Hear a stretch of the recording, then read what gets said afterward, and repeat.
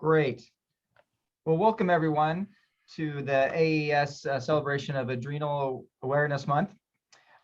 We have an excellent group of panelists today to celebrate Adrenal Awareness Month, in which we could take questions from the audience and answer any questions that might be roaming out there that you always wanted to ask an expert about. My name is Mike Campbell from the University of California, Davis, and I'm with Yufei Chen from Cedars-Sinai, and we'll be moderating today's session.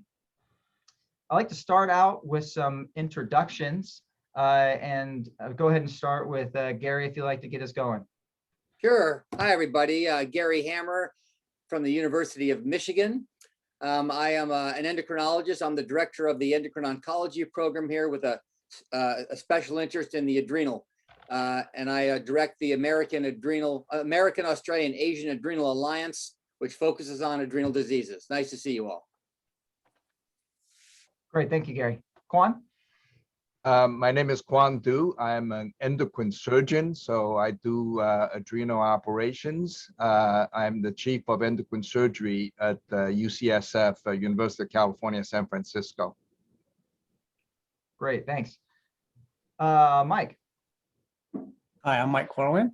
I'm an abdominal radiologist at the University of California at Davis, and I'm a co-chair of the Society of Abdominal Radiology's disease-focused panel on adrenal imaging. Great, thanks, Mike. And Barb? Yeah, hi, everybody. It's a pleasure to be here. My name is Barb Miller. I'm an endocrine surgeon at The Ohio State University. I lead the OSU Comprehensive Adrenal Program and actually worked with Dr. Hammer for nearly 15 years. So it's nice to be back together again. That's great. Yeah, it's great to have both of you. All right. And just again, I'm Yufei Chen from Cedars-Sinai in Los Angeles, and I'll be co-moderating this with Mike Campbell. And just to note that if you can't make this live or you want to watch this later, this video will also be posted up on the AAES Facebook page and AAES's YouTube page. And feel free to post any questions on the AAES Facebook page as we go along. So we might just get started with some kind of basic questions that sometimes patients come to see us with. First of all, one of the most common ways that patients see us is when the adrenal gland is incidentally found to have a little nodule in it, or what we call an adrenal incidentaloma. So might direct this to Dr. Durr. What is an adrenal incidentaloma and how common is it? Oh, that for me? Mm-hmm. Yeah, so adrenal incidentaloma is basically when people are getting, like, let's say a CT scan for some other reason. For example, the last one I saw, somebody had a car accident, so they had an abdominal CT scan to look for other things, and incidentally, they find an adrenal tumor. It's actually quite common, and it's age-related. So the rule of thumb is that at age 30, if you do 100 scans, you will see one of these incidental tumors. At age 70, you actually see 7 out of 100. So as you get older, you are more likely to get one of these adrenal incidentalomas. And by definition, they have to be larger than 1 centimeter. So the smaller ones are even more common than that. On the kind of imaging note, Mike Corwin, what kind of, let's say you have a CT scan that shows a adrenal incidentaloma incidentally, but what other kind of imaging would you recommend to do further workup on it for? So the most common test that we perform would be something called an adrenal protocol CT. And so this will allow us to assess a couple of factors of the tumor. First, we know that adrenal adenomas, which would be the most common cause of an incidentaloma, tend to be low attenuation, which is another way of saying darker on the CT scan. And it turns out that adenomas have something called a Hounsfield unit, which is a quantitative way to measure that attenuation, less than 10 in about 70% of cases. So if we see that, we'd be pretty happy and pretty confident it's a benign adenoma. The other thing that we can do with the adrenal protocol CT, though, is in the other cases where the attenuation is higher or the tumor is brighter, we can do something called washout. And this would involve injecting IV contrast into the patient's vein and seeing how fast that contrast goes into the tumor and then washes out of the tumor. And that will also help us distinguish between something like a benign adenoma or something potentially more worrisome like a cancer. The other test that we can do is an MRI, which is an acceptable alternative that will look for something called intracellular fat. Again, we know adenomas tend to have this. And so if we see that on MRI, that's another way we can diagnose an adenoma. That's great, Mike. Thank you very much. Dr. Hammer, you know, one of the most frequent questions I get from primary care providers is when I see these adrenal tumors, what type of biochemical workup do I need to do? And I know this can go on for ages, but can you talk us through kind of the basic biochemical workup that these patients should be getting? Let's do this quick and dirty and simple. As we just heard from the other Mike, these lesions can be anything. They can be extrinsic lesions to the adrenal, so they could be hemorrhages or metastases from other cancers, or they can be infections, odd fungal infections, leukemias, or they can be intrinsic lesions of the adrenal. For all you listening, the adrenal is akin to a peach. It's got a pit, which is called the medulla, which makes adrenaline and catecholamine hormones like that mediate the fight or flight response. And then there's the cortex, which is like the pulp of the peach, which makes steroid hormones, some of which you've probably heard of. These steroid hormones in the adrenal regulate salt, sugar, and sex. Salt, sugar, and sex hormones. So we have to, when there's a tumor in the adrenal, understanding whether or not the tumor is making hormones tells you two things. It helps you confirm that the lesion is indeed coming from the adrenal, the pulp or the pit of the peach. And it tells you if the hormones are being made in excess, which happens quite commonly and usually if the tumor is making hormone. Usually the adrenal only makes hormone when it's told to, it's listening to the instructions from other parts of your body during stress. But these tumors make hormone what we call autonomously, which means they're not listening to instructions and they're usually in excess. So we measure those hormones. We measure the salt hormone, the sugar hormone, the sex hormones, and then the adrenaline hormones. So how do we do that? It's mostly just blood and sometimes urine testing. So in the blood, we measure the salt hormone aldosterone and the hormone that regulates. It's called renin and aldosterone. We're looking for a high aldosterone and a low renin. We're not going to go into specifics tonight. We're looking for a high ratio. So high aldo, low renin. For the sugar hormone, which is cortisol, on the assumption that most of the folks listening are potential patients, forgive me if this is sophomoric to all of you listening. For the sugar hormone, which is cortisol, we are usually either performing a urine test over 24 hours to understand how much cortisol is being made by the adrenal, or more commonly and more specific is we give a patient exogenously through a pill dexamethasone, which should normally block the adrenal from making cortisol, and then we measure it to say, it's not being blocked at all, it must be autonomous. That's two. For the sex hormone, we're usually measuring, the adrenal makes a hormone like testosterone called DHEAS. We measure DHEAS, and usually it's incredibly high when the male hormone is being made by these tumors. These tumors therefore result in too much salt, which can cause hypertension, too much sugar hormone, which can cause weight gain and diabetes and thinning of the skin, and a sex hormone can cause masculinization, hair growth, menstrual irregularities, and libido problems. And then lastly, the catecholamines, where usually these days, all of us are measuring this in the blood with simple, it's called plasma metanephrines, which are a fancy name for the byproducts of the adrenaline. And there's a cutoff level that we look for that is consistent with a tumor of the pit making adrenaline. That's all we'll say for now, but those three pulp hormones, salt, sugar, sex, and the catecholamines from the pit or the medulla. Thanks for the question. Thanks, Gary. That was very detailed. On the kind of topic about functional adrenal tumors, on the flip side, we've got a few Facebook questions right now about Addison's disease. Could you tell us a little bit about what is Addison's disease? Maybe a word or two about how it's diagnosed and what causes it? Sure, I don't want to monopolize the discussion here, but I guess I will wax poetic for a moment. Addison's disease these days is basically defines adrenocortical failure. So failure of the pulp of the cortex. It was initially defined by Thomas Addison in 1854 as autoimmune destruction of the adrenal gland. Now it's kind of like the word Kleenex in tissue. It's taken, Kleenex means tissue, and Addison's disease means any cause really of adrenal failure. So this could be failure of the hormone that stimulates the adrenal, which is ACTH coming from the pituitary. We're not going to talk about that. Or the adrenal itself fails. It either dies bilaterally, you have two of them, or there's hemorrhage or very large tumors in both that crowd out the normal adrenal. But it really means adrenal failure.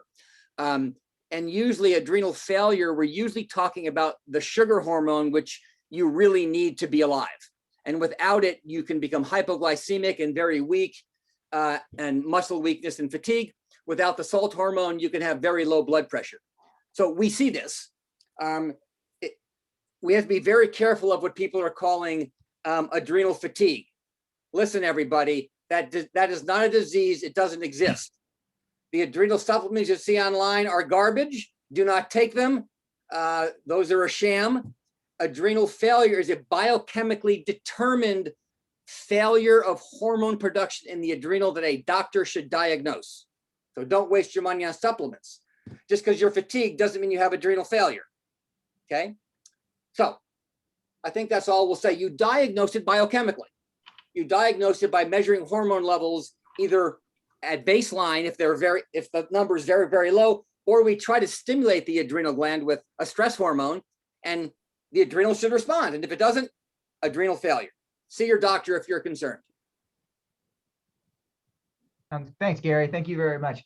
You know, kind of shifting the conversation a little bit away from Addison's disease, which all of us see quite a bit less often, other than you probably, to something that all of us is running through our minds every time we see an adrenal incidentaloma, and that is the topic of adrenocortical carcinoma. You know, Mike, what kind of features on imaging makes you think of adrenocortical carcinoma, and what makes you worry for that diagnosis? Sure. The first thing that we're going to look at is something very simple, and it's just how big is the tumor. And it's quite straightforward. The bigger the tumor, the higher the chance that it's a cancer, including adrenocortical carcinoma. In particular, 4 centimeters is generally the cutoff that once it reaches higher than that, we get really worried about it. But there are other features that we can look at. I mentioned the attenuation before, which is basically how bright that tumor looks on a CT scan. The higher that attenuation, or the brighter, the higher the suspicion for something like a cancer. And then when these tumors get big, they tend to be very heterogeneous and irregular. They can have cystic areas within it. And then they can be invasive and start growing into other structures, other tissues, growing into the blood vessels, and things like that would be very concerning. And the one thing we also look at is growth. So if we're lucky enough to have a prior imaging study, and we always say a prior is the radiologist's best friend, if it's growing rapidly, that's also very suspicious. Thanks, Mike. So let's say we see the patient that comes in and the read from the CT scan is concerning for adrenocortical carcinoma. Might direct this one to Barb, but what the kind of treatment approach for these patients now who are newly diagnosed with adrenocortical carcinoma or potential ACC? Yeah, I think this is something that endocrinologists and surgeons see a lot of, and we struggle, especially with tumors that may be in the indeterminate range. So imaging can provide us information about kind of stratifying, is it benign or is it something potentially other than benign? It doesn't always tell us that it's an obvious cancer. There are some imaging characteristics. If there's direct invasion of an adjacent structure like the kidney or the liver or the spleen or the pancreas, we say, yes, that looks most definitely like a malignancy. But most of the ones that we're left dealing with are indeterminate, where you say it doesn't meet all the criteria to say it's definitely benign. So I think the most important thing is that we treat it as if it's a malignancy. There are a lot of other steps that we go through in terms of trying to kind of hone in on whether or not it's a malignancy, because the way that we treat patients is different. If going into an operation, we think we're treating a cancer, or if we say, nope, we think this is benign, we treat these a little bit differently in terms of the extent of the operation. But I think when we talk about ACC, we need to talk about how rare it is, because adrenal incidentalomas are very, very common. We see them in up to 5 to 8% of CT scans. And ACC, if you talk about a rare disease, that's less than 200,000 people in the population. When you talk about adrenal cancer, that's 1 to 2 per million in the population. So the vast majority of patients with adrenal nodules will have benign disease. You have to think about other issues like Dr. Hammer was talking about in terms of, do they have a history of malignancy somewhere else? Could this be a metastatic disease? But when we're talking about adrenal cancer alone, it's very rare. And so while treatment for benign adrenal disorders, many physicians deal with, treatment of adrenal cancer, there are very few physicians who actually treat patients with adrenal cancer. So it's extremely important to find a team, a multidisciplinary team optimally, that treats patients specifically for adrenal cancer and has experience with that. And one of those ways to find those people, because it can be difficult, is that most of the time your physicians will have networks of consultants that they can contact if they don't have experience with that. The AAES has a surgeon finder as well on their website that can help as well. And obviously there are websites where you can search for adrenal cancer, and organizations and patient advocacy groups that can help you find appropriate providers who really have expertise in this. But we also break it down into stages. So the way that patients are treated in terms of curing adrenal cancer, surgery would be the mainstay.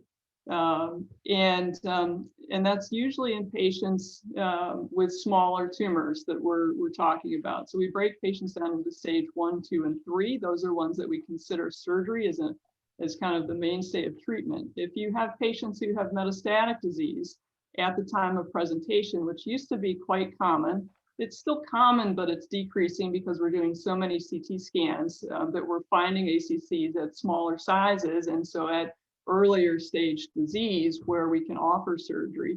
But if patients have metastatic disease where the tumor has spread to other organs like the liver or the lung or the bone most commonly, those patients are generally offered chemotherapy. And Dr. Hammer can go into that if he would like, as he talks about other therapies for ACC. But the mainstay of treatment is we're trying to get those patients to surgery. There are indications where patients may have what we call borderline resectable disease, or they may have 1 or 2 spots of metastatic disease. And in some of those cases, we may still want to operate on those patients or say this is possible, but let's get an idea of what the tempo of disease is, what this tumor in this individual patient's going to do, because sometimes that will change our plans, where we can do 1 or 2 rounds of chemotherapy up front, see if it shrinks the tumor a little bit, or if the tumor grows through that. If the tumor shrinks, then it would be more advantageous possibly to offer the patient surgery. If it grows through that and there is more metastatic disease, then we know that surgery is probably not the right option. All right. That's great, Barb. And I think you really hit on the key points about the rareness of ACC, the importance of having a really good team, given the uncommonness of it and the difficulty in managing it. Quan, did you want to say something? I kind of thought I heard you. No. I was just going to agree with Barb that it's important to know that incidentally discovered adrenal tumors are very, very common, but the vast majority of them are actually non-functioning adenomas. All the functioning things that Dr. Hammer talked about probably account for less than 10% of the incidentalomas. And the adrenocortical cancers probably account for even way less than that, definitely less than 1% of them. So for most people that have a tumor that's discovered incidentally, most of the time they don't need to have anything done, but it's important that you see the doctors and have all the appropriate workup to make sure that you do the right thing. But again, these more serious things are actually way less common than the incidentalomas. That's a great point. And, you know, we're going to transition off to another topic here, but I want to give Dr. Hammer one quick say, because I know this is really an area of his research and an area he does spends a lot of time on. That is the adjuvant therapy of adrenocortical carcinomas. Yeah, a little bit of time spent on that, I imagine. And just chime in and give us a little pearls of knowledge as to where we are right now, where we're going. What I meant by this is just I'll be brief. Oh, okay. I'll be brief. The biggest challenge, folks, with adrenal cancer is that while surgical resection is the only known cure and is an outstanding operation, oncologic resection by my fine colleagues on the call here is essential. The challenge with the disease is that 70% of patients recur even after complete resection, whether it's stage 1, 2, or 3. Stage 1, less than 5 centimeters. Stage 2, local spread. Stage 1, less than 5 centimeters. Stage 2, greater than 5. Stage 3, local spread. Stage 4 is distant disease. But even when you take out a tumor completely, it oftentimes recurs. So what people have to remember is that a recurrence is not a new cancer. It's a misnomer. That's the wrong word. A recurrence always means cells were left behind, or not left behind. That sounds like it was a poor surgery. Cells had already left the adrenal and gone elsewhere at the time of surgery, and you can't see it operatively or on a CT scan. When you then see a tumor reemerge in the liver or lungs, those cells were always there. So that's what we get concerned about. And for that reason, to complement surgery, when the risk is high enough, and we determine that by the surgeon's viewpoint in the operative bed, and by understanding what it looks like under the microscope.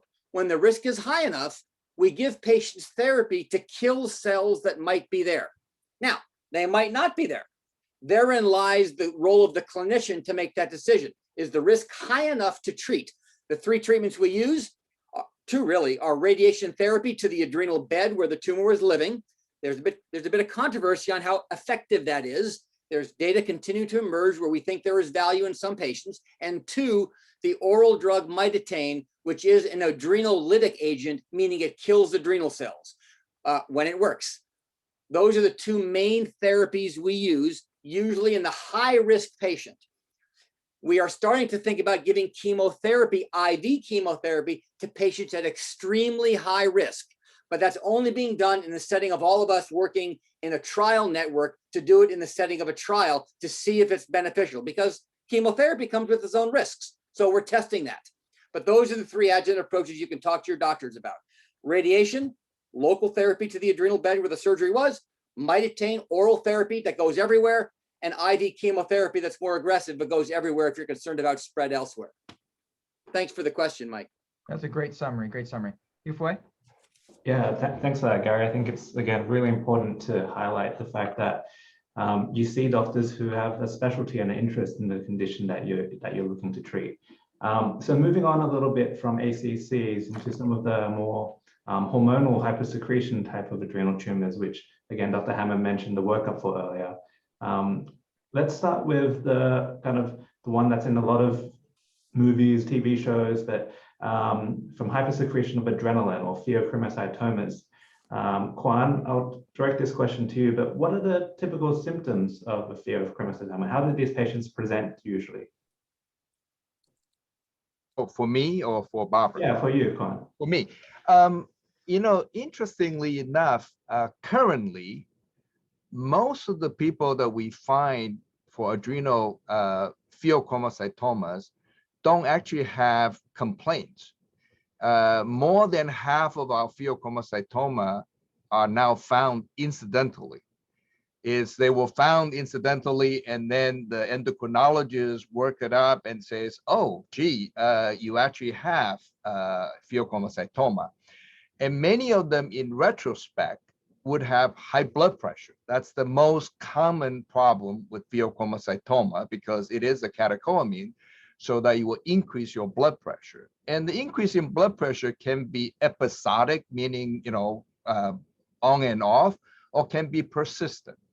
So, but the most common reason that people have, the most common presentation of pheochromocytoma nowadays is actually incidentaloma. Classically, pheochromocytoma, the symptoms are high blood pressure and palpitation, meaning you feel like your heart's beating. And if you think about it, it's the same symptoms that you would have if you're really nervous, and because that's what people call adrenaline. That's essentially what it is. You can get palpitation. People can have sweating. That's another symptom that you can have. And so palpitation, sweating, high blood pressure, and these tend to be episodic. That's the traditional classic way of how people present.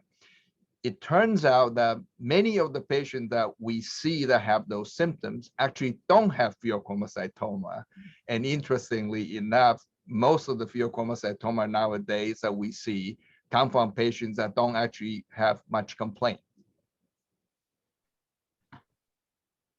All right, thanks for that summary, Quan. I think you mentioned again, a lot of these patients come in with an incidental adrenal mass that turns out to be a pheo. Maybe Mike Corwin, you could tell us a little bit, are there features that can give us hints as to whether or not an adrenal mass is a pheochromocytoma, or are there other imaging tests that can also kind of highlight pheochromocytomas? Sure, there are. But to start, pheochromocytoma on imaging has been termed the imaging chameleon. And what's meant by that is that it can pretty much look like anything. So it is hard for us to be specific on CT or MRI in making the diagnosis. Now, that being said, there are some features that would raise our suspicion. So we talked about the contrast enhancement when you get an IV injection of contrast before your CT scan or your MRI. Pheochromocytomas tend to take up that contrast very avidly, meaning they would get very bright and light up, if you will. And that's a feature of pheochromocytoma. Another feature that we found recently is that they are very frequently cystic. So they have fluid or what looks like water on the CT within the tumor, which is pretty common in a pheochromocytoma, but pretty unusual in an adenoma. So if we see something like that, that might raise a flag that it's a potential pheochromocytoma. And as Dr. Du mentioned, we do see these incidentally, although still certainly much less common than benign things like adenomas. We do run across them. So that would be something to sort of raise the features that would raise our suspicion that they might be a pheo. But again, they can mimic adenomas. Certainly, we talked about the washout with the adenomas, but pheochromocytomas can also wash out. So that's a diagnostic dilemma for us sometimes. That's great. Thanks, Mike. You know, we have one Facebook question and one other question that I think we all get asked quite a bit, and I'm going to direct both of those to Barb. The first one is the role of percutaneous biopsy in adrenal masses, specifically in pheochromocytoma. And the second one is preparing these patients for surgery. Like, what is unique about the preparation of these patients as far as getting them ready to safely be operated on? Sure. So good questions. These come up a lot because I'll cover biopsy first because that is something that if you have a lump or a nodule or something, we are very accustomed to doing some sort of either CT scan or ultrasound and using that imaging to guide a little needle in there and get a biopsy of the tissue and figure out what it is. It sounds really easy, doesn't it? Yeah. In adrenal disorders and adrenal nodules, biopsy actually plays a very, very limited role. There's a very select few indications for biopsy of an adrenal nodule. Because most of the time we can figure out what it is and whether or not it needs to come out. So biopsy often doesn't provide us much information. It actually can be harmful in some cases, especially when we're talking about tumors of the adrenal gland. Now, if you have a cancer somewhere else, like a lung cancer or something that goes to the adrenal gland, that's a different story. But we'll talk just about adrenal tumors themselves. That are arising from the adrenal gland. And what we want to make sure of is that patients, one, get a comprehensive evaluation from an imaging and biochemical standpoint. We want to know if something's a pheochromocytoma, because if you put a needle in that, you risk sending patients into hypertensive crisis, and they can have heart attacks and strokes and die. We don't want to do that. Unfortunately, we still see it more than we would like to. And so we are still trying to get the message out. But if somebody, if a patient is out there and their doctor is recommending an adrenal biopsy, probably want to see an endocrinologist first to make sure that your adrenal nodule is evaluated comprehensively and appropriately before making that decision, because like I said, there are a few indications, but they're few and far between. In terms of preparation for the operating room for somebody undergoing surgery for pheochromocytoma, I tell my patients that the most important part of the operation is the preoperative blockade. You know, taking the adrenal tumor out often is not, you know, it's something that we do every day for other indications. For pheochromocytoma, it's a little bit different, because when you're in the abdomen or through the back, depending on which way you do it, we'll probably talk about that a little bit later, but we manipulate the tumor. And when you do that, you can release adrenaline into the blood system. And this used to be a very, very big problem back when surgeons were just starting to understand what adrenal tumors were and what adrenaline was and did in the operating room. And the risk of complications from surgery and dying in surgery is actually very, very high. Once we understood that as we manipulated the tumor, that we could actually release adrenaline into the blood system and that the blood pressure would go up, we said, oh, well, maybe we should try to stop that from happening. And so by placing patients on certain medicines, we can minimize that effect. It still happens, but we can minimize the degree to which the blood pressure goes up. And so surgery has become much, much safer than it was in the past. And we have not only a better understanding of the disease, the surgeons understand how to operate on these a little bit better, and the anesthesia teams and the ICU teams that take care of these patients during and after also are much better versed in taking care of these patients. So there, you'll hear terms like alpha blockade, beta blockers, calcium channel blockers. What we usually use as first line is what we call an alpha blocker. And what that does is actually take a blood vessel that's constricted and it opens it up and it decreases the blood pressure. And what's important about that is that at the same time that we're doing that, we actually have to fill up the tank and actually have patients take in more fluid to account for the extra space in the blood vessels. But that's something that we do slowly, usually over 2 to 3 weeks before surgery, sometimes longer depending on how hypertensive somebody is. We also use beta blockers. Beta blockers decrease the heart rate as well. That can help decrease blood pressure too. And then calcium channel blockers are a different one. And I won't get into that. But we also have to, I talked about fluid management and increasing the amount of fluid. When we actually take the tumor out, what happens is all that extra adrenaline goes away.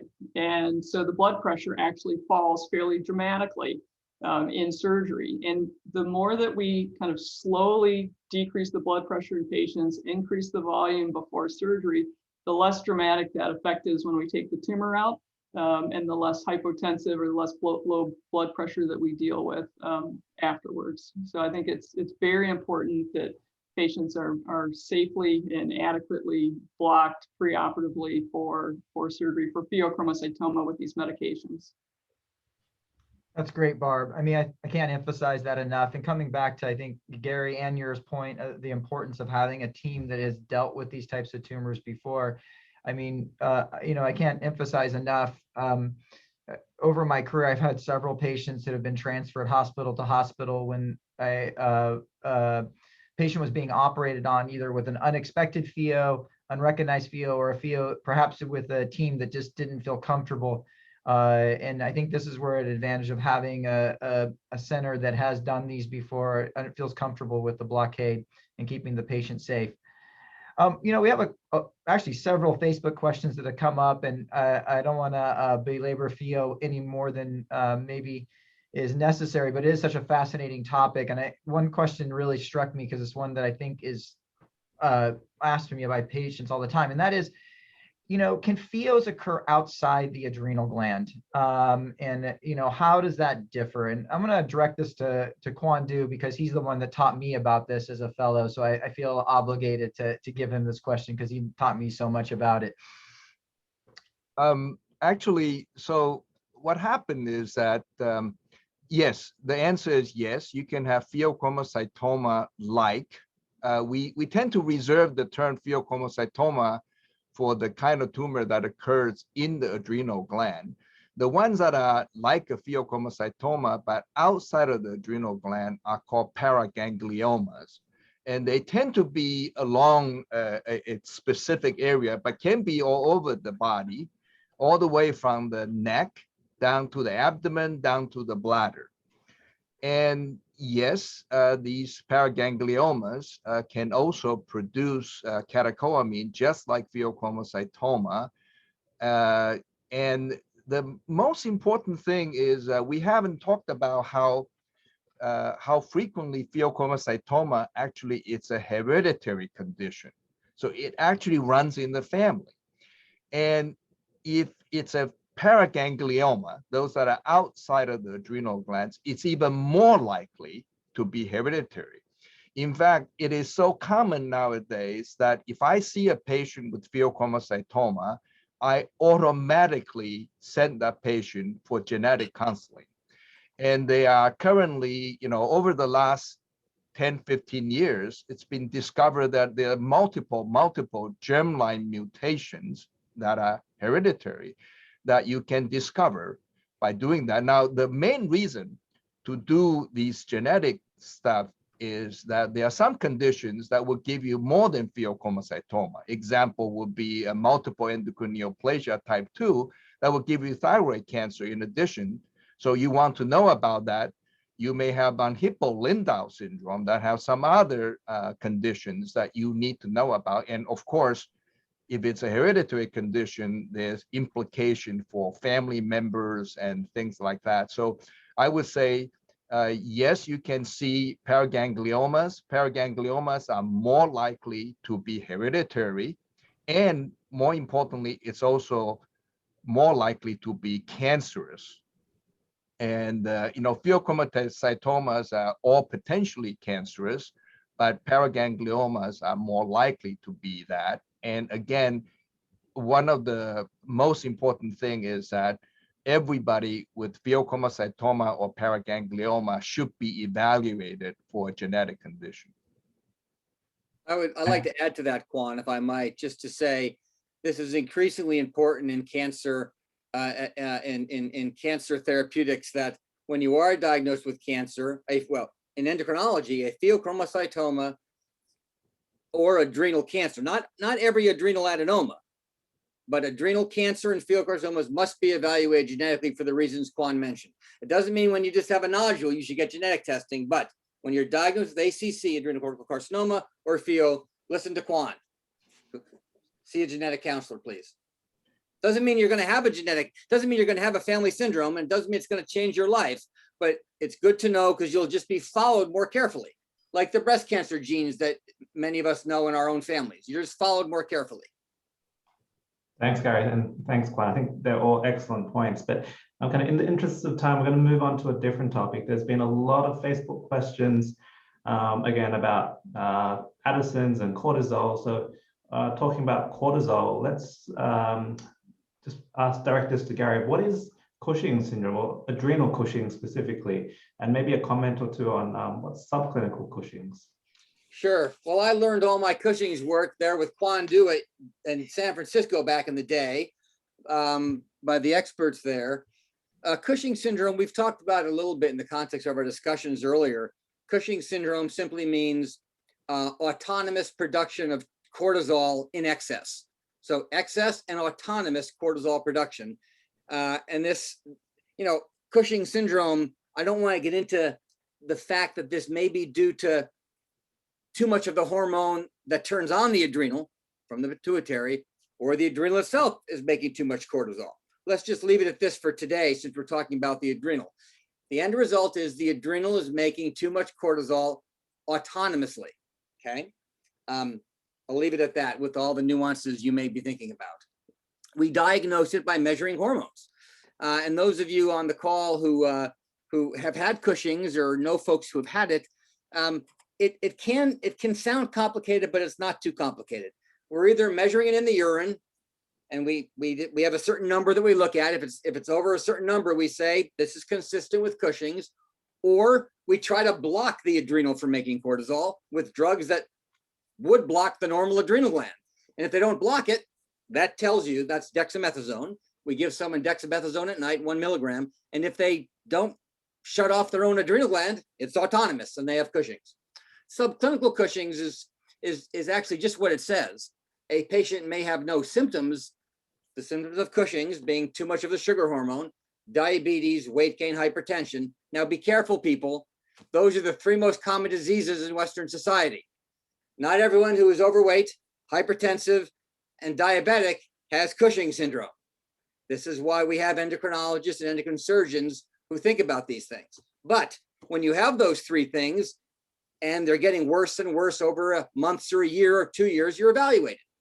All I want to say in the last comment was that subclinical Cushing's is when you don't have any of those symptoms, but for some reason we're measuring your hormones and they're elevated. And I think Quan can talk a bit about the benefit of potential therapies in subclinical Cushing's. But subclinical Cushing's over the long period of time is not good for you. And we think about management strategies, be they medical or surgical. Quan.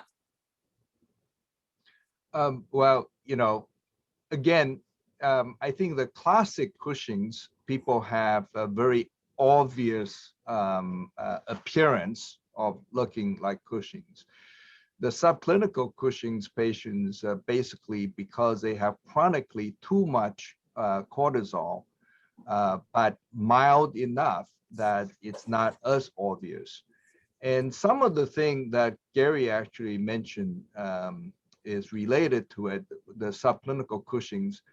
Many of the common things that people have, such as obesity, diabetes, hypertension, and those are the things that actually can be part of the subclinical Cushing's. And one of the hardest, difficult thing to figure out is that when you have adrenal tumor that's making corticosteroids autonomously, when do you decide to have an operation for something like that? The obvious Cushing's, of course, they will benefit from it. But for the not so obvious ones, how do you decide? Now, as it turns out that most of us would say, well, are there conditions that appear to be associated with subclinical Cushing? If the patient have bad diabetes, hypertension, etc., it may be worthwhile to remove those, and the patient may get some benefit from it. There are actually not too many what we call prospective randomized study on this, but the few that were done show that if somebody have excess cortisol production that's autonomous and have some of these signs and symptoms that are actually, the endocrinologists call it the metabolic syndrome type conditions, the patients can benefit from it.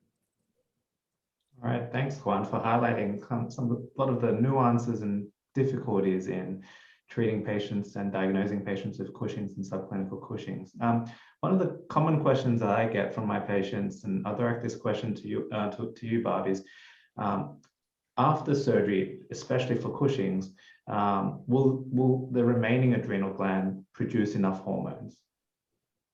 Yeah, that's a great question, and we don't always know. Is the answer?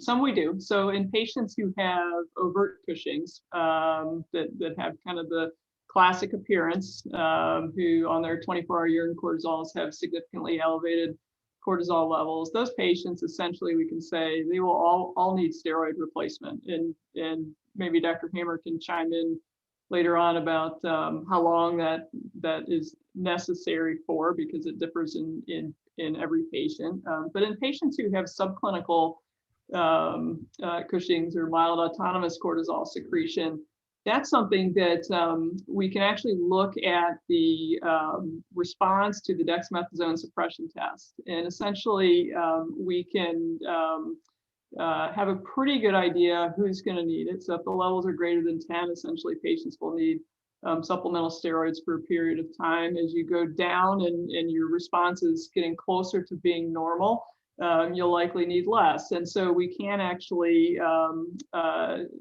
start to tailor the amount of steroids that we give. And that should be done in conjunction with an endocrinologist for sure. It's important to do that. We have discussions, the surgeons have discussions with the endocrinologists that they work with to understand how best to handle those, when to give steroids, when not to give steroids, when to check labs, that usually the next morning after surgery. If it's a single adrenal gland that we've taken out, we want to see if somebody needs to have steroid supplementation, then we can check a couple of different labs. There's different ways to do that, so there are multiple correct ways to assess for that. But we can kind of dial in the amount of steroid to give, so it's important to work together. But there are some cases we know for sure, yep, patients will need steroids, especially in patients who have both adrenal glands out. Obviously, they will need steroid replacement. And then usually we're also giving something called fludrocortisone too. But that we have to watch the sodium and potassium levels to understand how much or if they need that. So I'll let Dr. Hammer chime in on kind of the length of time that patients may need steroid supplementation for. Well, Barb, it's always hard to follow you because you've said it all, but I'll just add a little bit to what you're saying, I guess.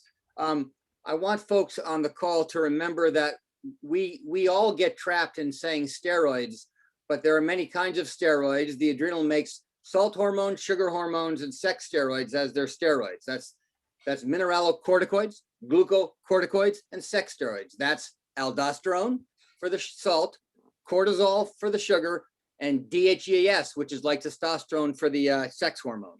The bottom line is, if someone has excess of aldosterone from one adrenal and you take out the adrenal, you don't need to give back aldosterone. The area of the adrenal that makes aldosterone comes back pretty quick. And we usually have enough salt in our diet to help us out. When you take out a tumor making cortisol, as Barb mentioned, you almost always need cortisol replacement. It varies, of course, about how long you've had the cortisol. And why is that? When a tumor is making excessive cortisol, or if you're treated with long dose glucocorticoids, long-term like prednisone or dexamethasone for months or years, your adrenal shuts down and it actually atrophies. At least the part that makes that hormone shuts down and it atrophies. And it takes a while for it to come back. Sometimes if someone is on high dose cortisol for 5 years, or has Cushing's for 5 years, and you take out the gland that had the tumor, it may take them a year for their adrenal to wake up. And you have to therefore give them back replacement doses and slowly ratchet down what you're giving them over months. It's quite tedious. Some patients simply choose not to do it, and they would rather just take a couple pills a day. That's okay for the most part, but it's always best to have your own body take over. But it's hard. My argument would be, if all of us were mice, and I took your adrenal and I did this to a mouse and took them off their cortisol, they'd be fine. They would be miserable and they'd hate me, but they'd be fine. So it's not always the easiest thing to do, or your lifestyle doesn't always make it easy to come off steroids quickly.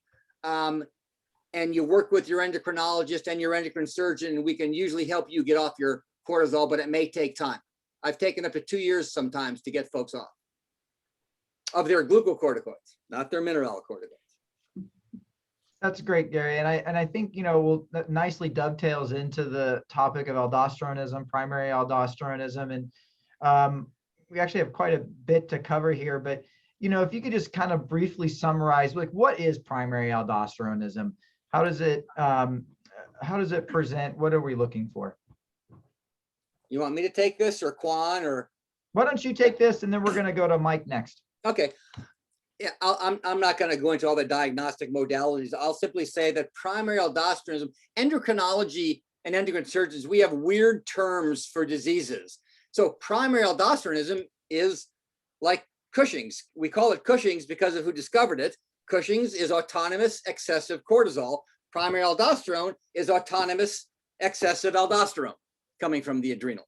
That's the bottom line of the definition. And we determined that by measuring aldosterone and the hormones that stimulate aldosterone to prove that the aldosterone is autonomous and in excess.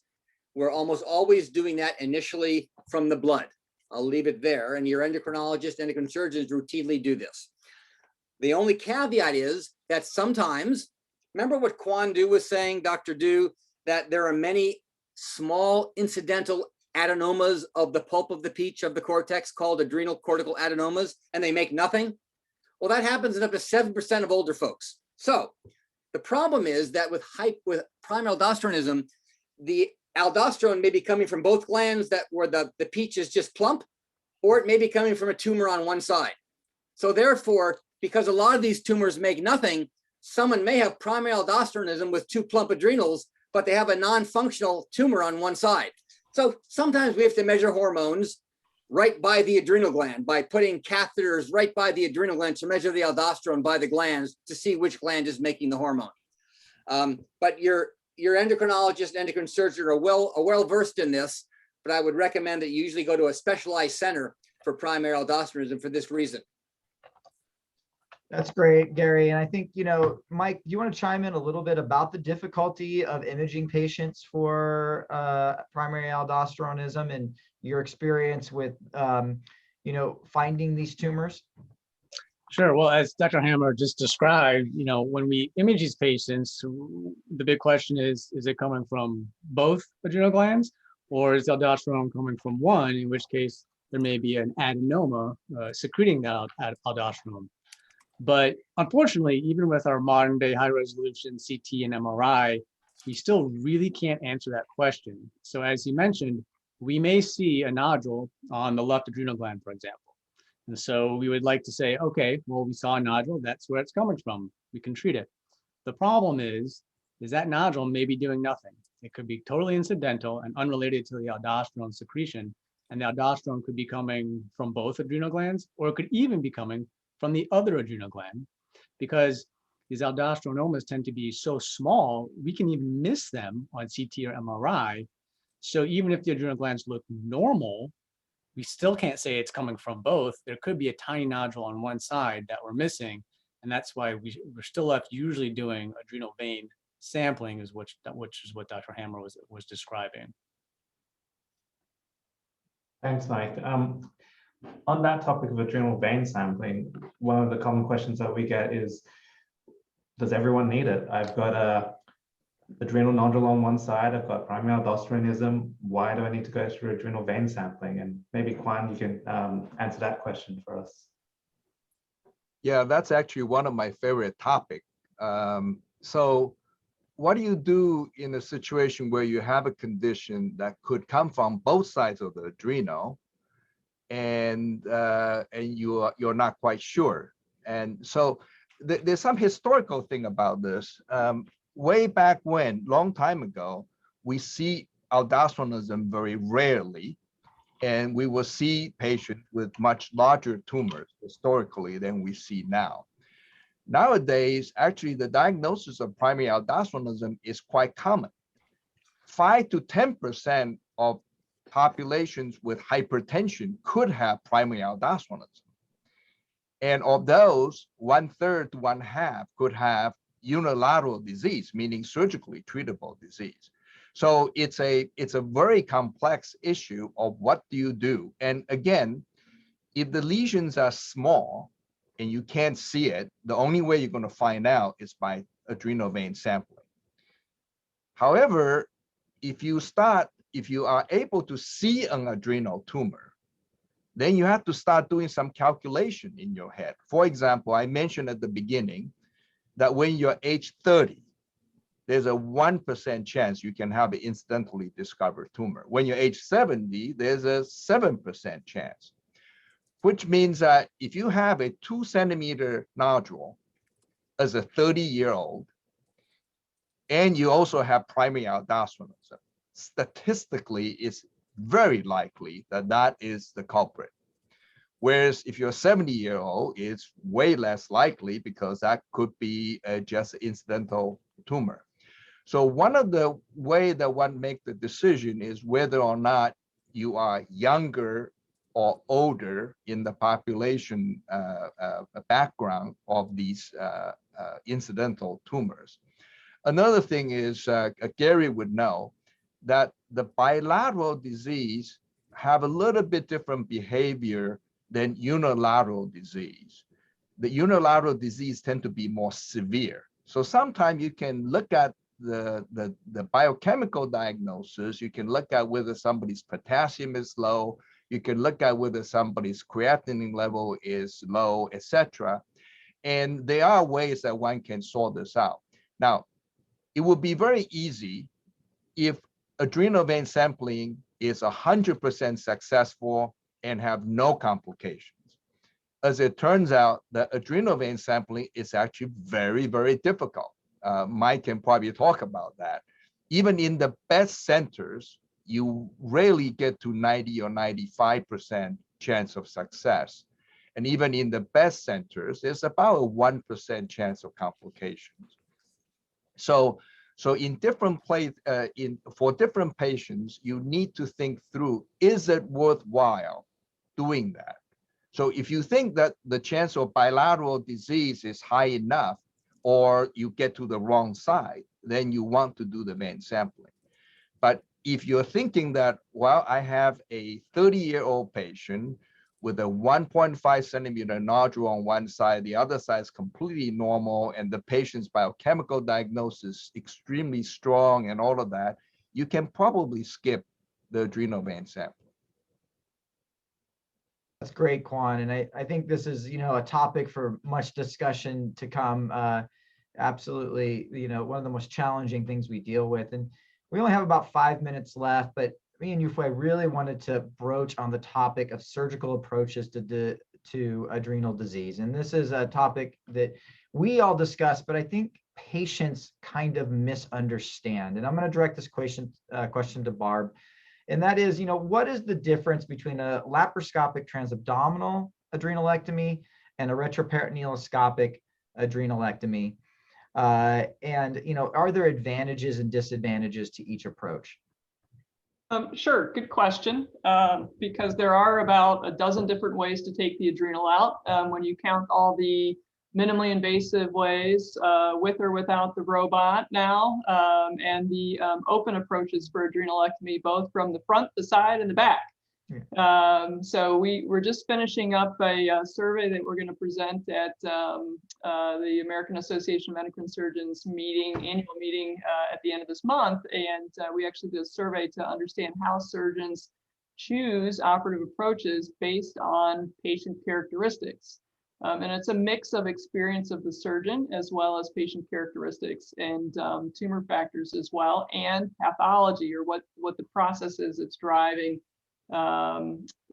the issue. And so a laparoscopic, if we talk about minimally invasive surgery, laparoscopic means we're going basically through the front or the side into the abdomen, traversing all the organs. And we have to, because the adrenal lies back behind the liver on the right and above the kidney, and on the left above the kidney and behind the spleen and the pancreas, we have to get those organs out of the way. It's a good approach for access to other organs in the abdomen. If somebody's had surgery before, it can be more difficult if there's scar tissue, but even if somebody has had surgery there, you can still often perform laparoscopic surgeries. When we talk about retroperitoneoscopic approaches, what we mean is that we are essentially, most of us, although you can do it through the flank, through the side, but most of us are talking about actually turning the patient onto their stomach, and we put our instruments in through several small incisions just below the 12th rib, which is the last rib, and we can access the adrenal gland there. The advantage of that is that we have more direct access to the gland. We don't have to move other organs out of the way, but it's a little bit tighter space to work in. And so it can be, not everybody is a candidate for that.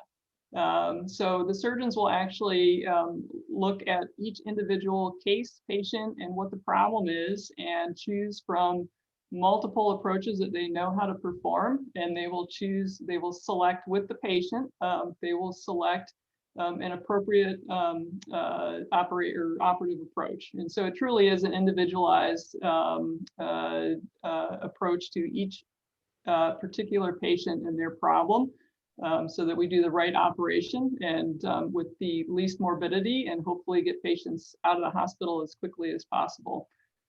So lots of things that we could delve into, but that's the gist of, or the main points. That's great, Barbara. So very nice discussion and ending exactly on time. I really want to thank the outstanding panelists that we had today and the effort they put into this, as well as the people that were asking questions on Facebook. As I said, this will show up on YouTube, so feel free to put it in your Twitter feed so other people can listen in on these answers. I know I found it very valuable, and I really want to thank everyone for their time. And thanks again to all the panelists. And I know that a lot of the Facebook questions we're unable to address. We kind of went on a whirlwind tour of some adrenal diseases, but not all adrenal diseases. But Dr. Hammer does mention that there is a National Adrenal Diseases Foundation and Endocrine Society broadcast sometime next week, where they can hopefully answer a lot of your questions as well. So feel free to check that in the society website for details. Great. Thank you very much, everybody. Thank you, everyone. Thank you. Thanks, everybody. Bye-bye. Thank you. Bye-bye.